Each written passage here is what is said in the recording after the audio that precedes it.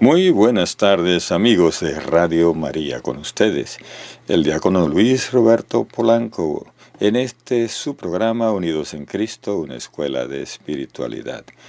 Programa que presentamos cada jueves a las 4:20 hora del este, 3:20 hora del centro, por esta su estación Radio María USA en español. El programa es una lectura y comentario de libros clásicos de espiritualidad, en el cual queremos nosotros seguir creciendo en nuestro camino espiritual. Para esto siempre invocamos al Espíritu Santo como manera de iniciar el programa, pidiéndolo que Él nos santifique, que nos dé sabiduría de lo alto. Ven, Espíritu Santo, llena los corazones de tus fieles y enciende en ellos el fuego de tu amor. Envía, Señor, tu Espíritu y todo será creado, y renovarás la faz de la tierra. Amén. Gracias, Espíritu Santo, por tu sabiduría de lo alto, por tu amor. Vamos ahora a la parte quinta del libro El Diálogo de Santa Catalina de Siena. Y aquí nos habla sobre la obediencia. Y vamos a ver qué nos dice en el capítulo 1, que es el origen de la virtud de la obediencia que está en Jesucristo. Y nos dice así: entonces el Eterno Padre, condescendiendo a su deseo, le dijo: hallarás cumplidamente la virtud de la obediencia en el dulce y amoroso Verbo, mi Hijo unigénito. Fue tan pronta en él esta virtud que para cumplirla corrió a la afrentosa muerte en la cruz. Él dijo: no he venido a hacer mi voluntad, sino la voluntad de aquel que me envió. Yo hago siempre lo que a él le agrada. Mi comida es hacer la voluntad del Padre. ¿Qué es lo que te hace desobedecer? Fíjate en el primer hombre y verás qué es lo que le hizo desobediente. La soberbia nacida del amor propio. Por esto perdió la vida de la gracia y su inocencia, y cayó en gran miseria. Y no solo él, sino que con él cayó todo el género humano. La señal de que posees la virtud de la obediencia es la paciencia. Por el contrario, la impaciencia te demuestra que no la tienes. Nadie puede llegar a la vida eterna sino obedeciendo. Y sin la obediencia nadie entrará en ella, porque su puerta fue abierta con la llave de la obediencia y cerrada con la desobediencia de Adán. Yo, movido de mi bondad infinita, viendo que el hombre al que tanto amaba no volvía a mí, que soy su fin, tomé la llave de la obediencia y la puse en manos de mi dulce y amoroso Verbo. Y él, como portero, abrió las puertas del cielo. Sin esta llave y sin este portero, nadie puede entrar. Por esto dijo él: nadie puede llegar a mi Padre sino por mí. ¿Por qué fue tan obediente este Verbo? Por el amor que me tenía y por vuestra salvación. ¿De dónde procedía este amor en él? De la clara visión con que veía la Trinidad eterna. Esta visión obraba en él aquella obediencia perfecta, que en vosotros imperfectamente obra la fe. Él fue obediente a mí, su Padre eterno, y por esto corrió como enamorado por el camino de la obediencia. Pero el amor nunca va solo, sino acompañado siempre de las demás virtudes, ya que todas tienen vida por la caridad, aunque en Jesucristo estuviesen las virtudes en grado muy superior al vuestro. Entre estas virtudes está la paciencia, meollo de la caridad, y clara señal de que el alma está en gracia y me ama de veras. Obediencia y paciencia van siempre unidas, pues no se abandona nunca la una sin perder la otra. O las tienes ambas o no tienes ninguna. La obediencia se alimenta de la humildad. Es obediente el que es humilde, y humilde en la medida en que es obediente. La humildad se adorna del desprecio de sí mismo, de los oprobios ultrajes y del deseo de agradarme. ¿En dónde encuentra esta humildad? En el dulce Cristo Jesús, mi Hijo unigénito. Nadie se abatió más que Él, que estuvo lleno de oprobios, burlas y afrentas. Se despreció a sí mismo para agradarme a mí. ¿Y quién fue más paciente que Él? No se le oyó ni un grito ni una queja. Con toda paciencia abrazó las injurias, y como un enamorado llevó a perfecto cumplimiento la obediencia que yo, su Padre, le había impuesto. En él, pues, encontraréis la obediencia perfecta. Él os dejó esta regla y doctrina, que primero observó en sí mismo. Él es el camino, según dijo. Yo soy el camino, verdad y vida. Y quien anda por este camino, camina en la luz. Quien anda en la luz no puede tropezar ni ser herido sin que se dé cuenta, porque ha quitado de sí las tinieblas del amor propio, por las que caía en la desobediencia. Pues, como te he dicho, la compañera y la fuente de la obediencia es la humildad. Todos debéis leer en este glorioso libro, Jesucristo, donde encontraréis escritas todas las virtudes. Verdaderamente es como un libro escrito, en el cual cualquiera, aun ignorante y ciego, puede leer. Su primer párrafo es odio y amor, el amor a la gloria del Padre y el odio al pecado. Nos ha dado el Padre el libro escrito, el Verbo, Hijo de Dios, que fue escrito sobre el leño de la cruz, no con tinta, sino con sangre. ¿Quién será tan torpe y de tan poco entendimiento que no lo pueda leer? ¿Y los superiores a quién deben obedecer? ¿Y cómo pueden imitar a Cristo crucificado en la práctica de la virtud de la obediencia? Mandar es obedecer a Dios, sobrellevando el peso del cargo que Él impone.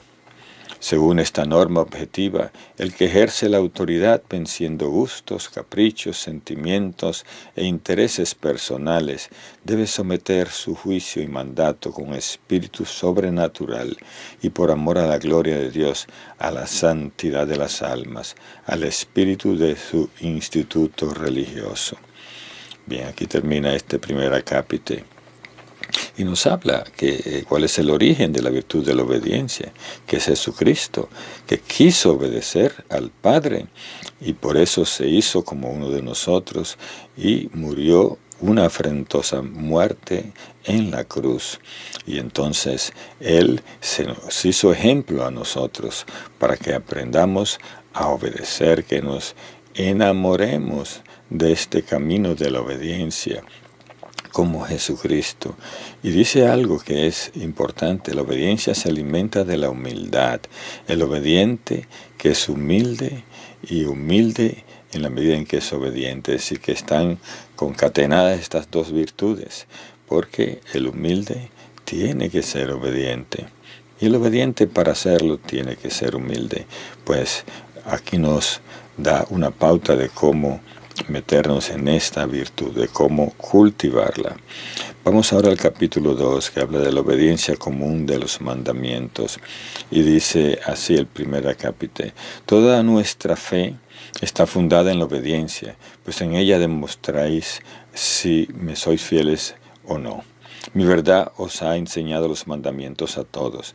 El principal es amarme a mí sobre todas las cosas y al prójimo como a vosotros mismos. Estos mandamientos están tan trabados entre sí que no se puede observar uno sin que se observen todos, ni quebrantar uno solo sin que no dejen de cumplirse todos. El que observa estos dos observa a todos los demás. Me ama a mí y a mi criatura. Obedece a los mandamientos y a las criaturas por mí. Sufre con humildad y paciencia todo trabajo y calumnia del prójimo. Y el primer acápite dice: la obediencia es la llave con que Jesucristo abrió la puerta del cielo. Del mismo modo, sus discípulos solo podrán abrirla con ella. Es tan grande la excelencia de la obediencia que por ella habéis recibido todos la gracia de la misma manera que por la desobediencia os ha venido a todos la muerte. Pero no basta que únicamente el Verbo obedezca, y no vosotros. La obediencia es la llave que abre el cielo, y esta llave la puso en las manos de su vicario, el Papa. Este vicario la pone en manos de cada uno a recibir el santo bautismo, en el que promete renunciar al demonio, al mundo, a sus vanidades y placeres. Cuando promete obedecer, recibe la llave de la obediencia, de modo que cada uno en particular la tiene, y es la misma llave del Verbo. Si el hombre no se deja conducir con fe y amor hasta abrir con esta llave la puerta del cielo, jamás entrará dentro, a pesar de haber sido abierta por el Verbo. Os creé ciertamente sin vosotros, que no me lo pedisteis, y os amé antes que existieseis, pero no os salvaré sin vosotros. Te conviene pues llevar en la mano esta llave, andar y no sentarte, andar por el camino y la doctrina de Jesucristo. No te sientes, es decir, no pongas el efecto en las cosas finitas, como hacen los necios, que siguen al hombre viejo, vuestro primer padre, y hacen lo que él hizo. Él arrojó la llave de la obediencia al lodo de la inmundicia, machacándola con el martillo de la soberbia y dejándola enmohecer con el óxido del amor propio. Mas vino el Verbo, mi unigénito Hijo, y tomó en su mano esta llave de la obediencia, y la purificó en el fuego de la divina caridad. La sacó del lodo lavándola con su sangre, la enderezó batiendo vuestras maldades sobre el yunque de su propio cuerpo.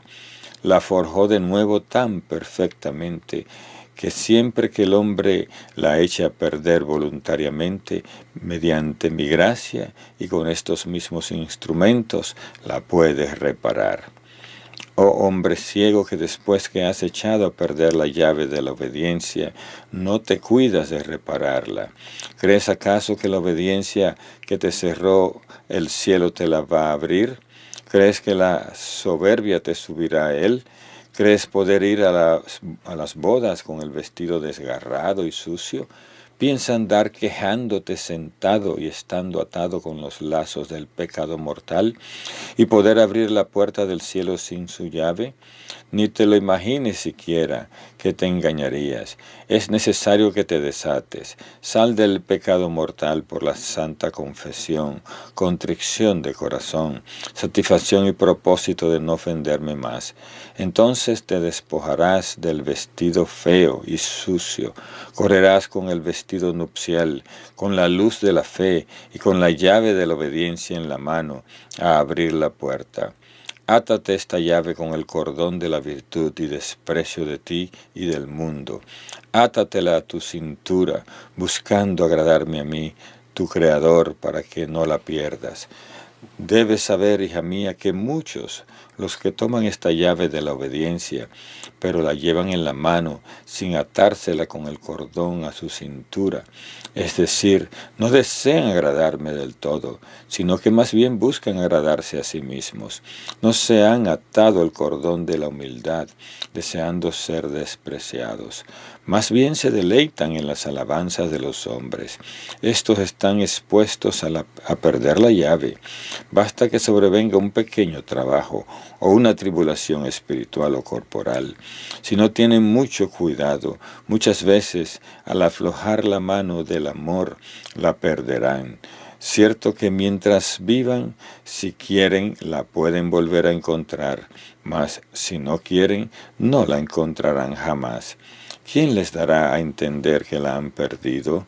La impaciencia, porque la paciencia iba unida con la obediencia. Al no ser pacientes demuestran que la obediencia no está ya en sus almas. Cuán dulce y gloriosa es la virtud de la obediencia, en la que están todas las demás. La caridad la concibe y la da a luz. Es como una reina, y quien la tiene por esposa no siente ni experimenta mal alguno. Antes bien disfruta de una paz y quietud inalterables. No pueden dañarle las olas del mar tempestuoso, porque no llegan al centro del alma. No siente odio cuando le injurian, porque quiere obedecer y sabe que se le manda perdonar. No sufre porque no se realicen sus deseos, porque la obediencia le ha enseñado a desearme exclusivamente a mí, que puedo y sé y quiero satisfacer sus deseos, y así en todas las cosas encuentra paz y sosiego.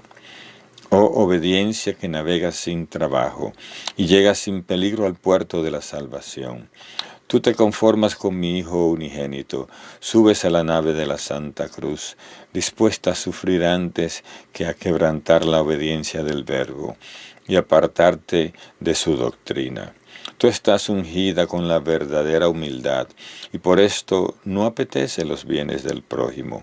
Tú haces germinar en la tierra los frutos para sí y para el prójimo. Eres toda alegre porque no turba tu semblante la impaciencia, sino que lo tienes siempre afable por la paciencia, siempre serena por la fortaleza. Tú eres una perla escondida, ignorada, pisoteada por el mundo. Tan grande es tu poderío que nadie puede enseñorearse de ti, porque te has liberado de tu propia sensualidad. Está bien bello este acápite acá, donde nos habla que la obediencia es la llave con que Jesucristo abrió la puerta del cielo. Y así nosotros podemos también, como discípulos de Jesús, abrir la puerta del cielo con esa llave, con la llave de la obediencia. Y solo tenemos nosotros que atender a lo que hizo Jesús, imitarlo, ¿verdad? Para que podamos entrar en ese camino que Él nos señaló. Y qué bueno, ¿verdad?, que estemos queriendo cultivar esta virtud de la obediencia. En cualquier ámbito en que estemos en la iglesia, podemos nosotros cultivarla.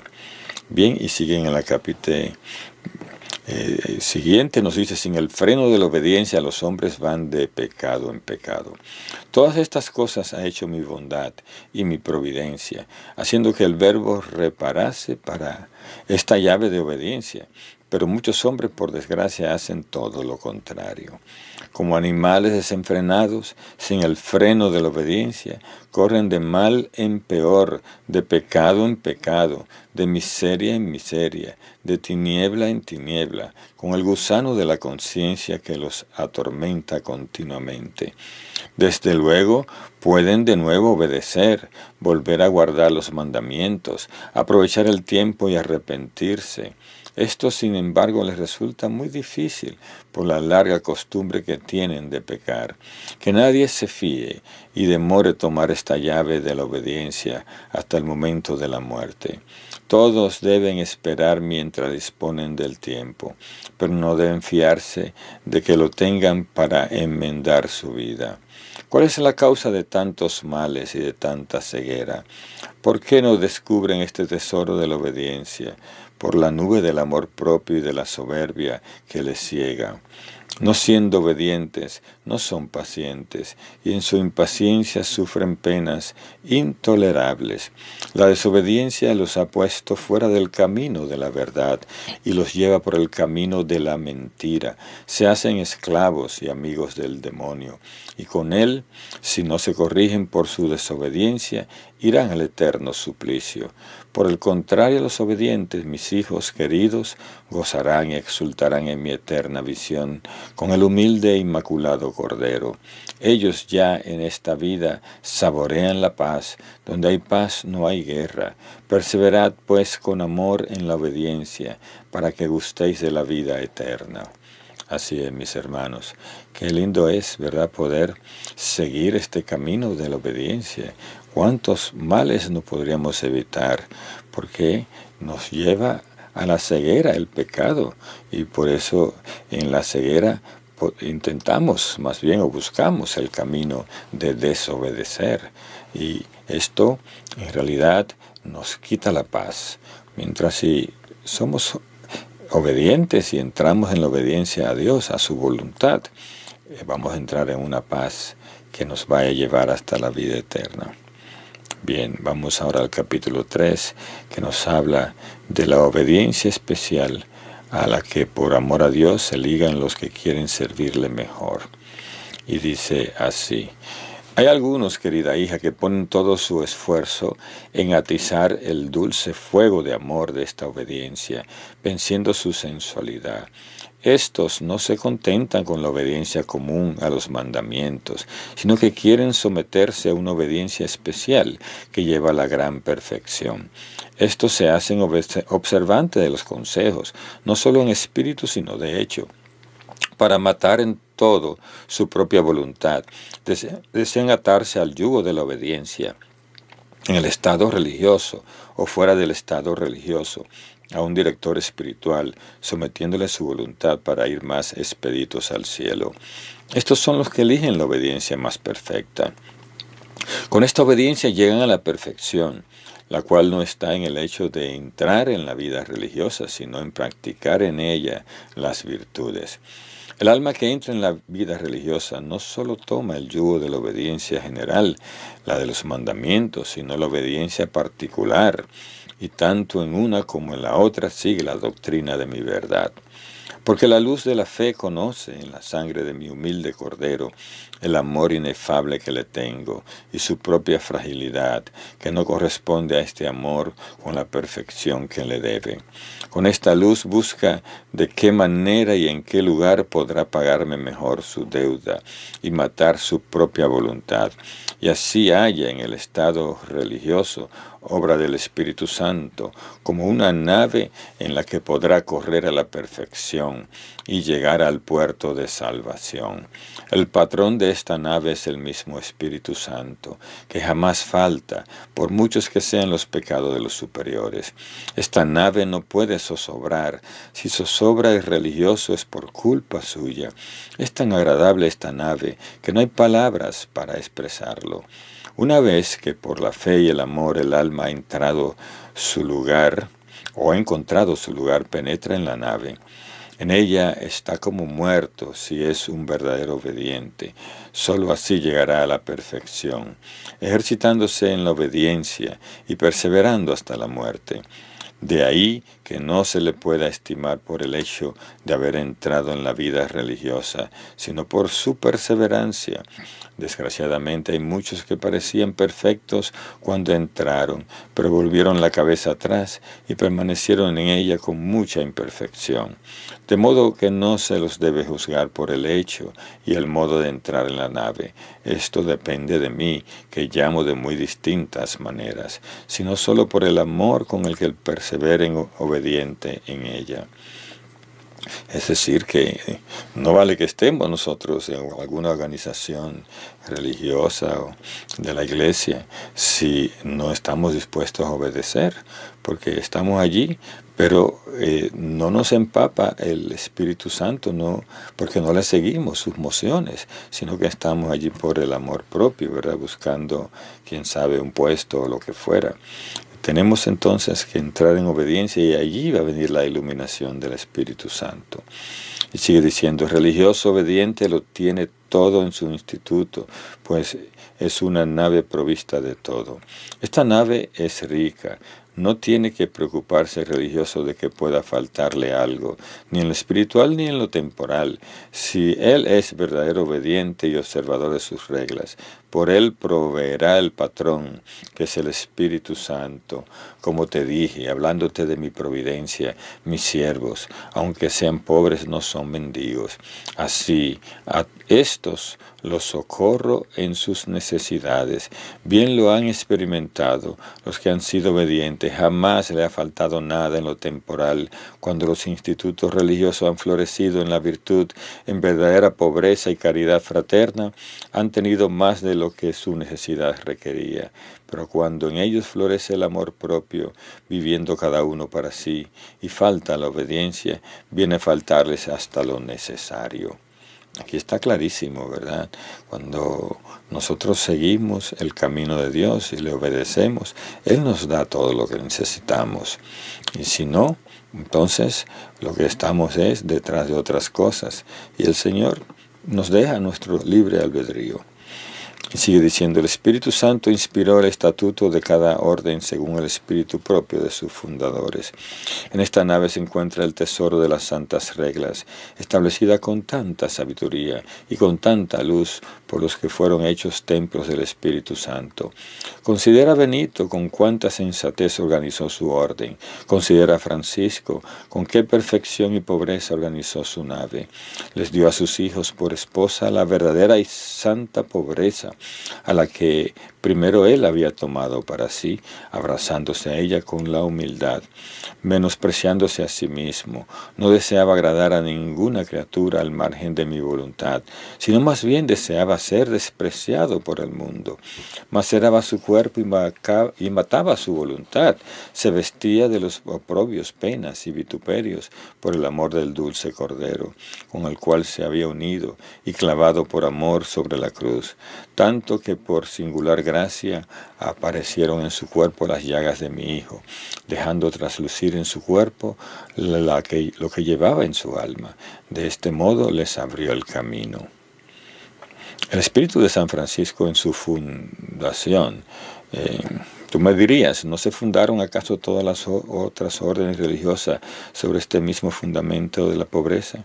Sí, pero no es la pobreza lo principal en todas ellas, aunque todas estén fundadas en ella. Sucede en esto como en las virtudes. Todas tienen vida por la caridad, y sin embargo, como en otra parte te dije, una es más propia de uno y otra de otro, a pesar de poseerlas todas en la caridad. Lo que es propio de Francisco es la verdadera pobreza. De ella hizo el constituyente principal de su nave. Quería pocos y buenos. Pocos digo porque no son muchos los que eligen esta perfección. El espíritu de la orden de Domingo también. Considera ahora la nave de tu padre Domingo y verás cómo dispuso la suya y no quiso que atendieran a otra cosa más que a la salvación de las almas con la luz de ciencia. Quiso que esta antorcha fuese el principio de su acción sin renunciar a la pobreza verdadera y voluntaria. Señal de que le desagradaba lo contrario es que dejó un testamento a sus hijos, la herencia de su maldición, si llegaban a poseer o fuesen dueños de alguna cosa en particular o en común, como prueba de que había escogido por esposa suya la reina de la pobreza. Pero tomó la luz de la ciencia como el elemento peculiar de su orden, para extirpar los errores que se habían levantado en aquel tiempo. Tomó el oficio del Verbo, mi unigénito Hijo, sembrando en el mundo la verdad y la luz de mi palabra, ahuyentando las tinieblas y trayendo la luz. Fue una luz que yo di al mundo por medio de María. Fue mi bondad la que le puso en las manos de ella este encargo. No quiso que sus hijos se ocuparan de otra cosa más que de buscar con la luz de la ciencia la gloria y alabanza de mi nombre y la salvación de las almas. Y para que no se preocupen de otra cosa, les quitó la preocupación de las cosas temporales y quiso que fueran pobres. Jamás le faltó nada, cuando con firme esperanza confiaba en mi providencia. Domingo dispuso su nave queriendo que estuviera asegurada con la obediencia, la continencia y la pobreza. Qué buenos labradores envió Santo Domingo para extirpar las espinas de los vicios y plantear las virtudes. Mira a Santo Tomás, cómo contemplaba mi verdad, en la que adquiría por mi gracia luz sobrenatural y ciencia infusa. La obtuvo más por medio de la oración que por estudio humano. Fue una antorcha muy resplandeciente que iluminó su orden y todo el cuerpo místico de la Santa Iglesia, ahuyentando las tinieblas de las herejías. Mira a Pedro de Verona, mártir. Mientras vivió, no hacía otra cosa más que orar, predicar, disputar con los herejes y confesar, anunciando la verdad y propagando la fe sin temor alguno.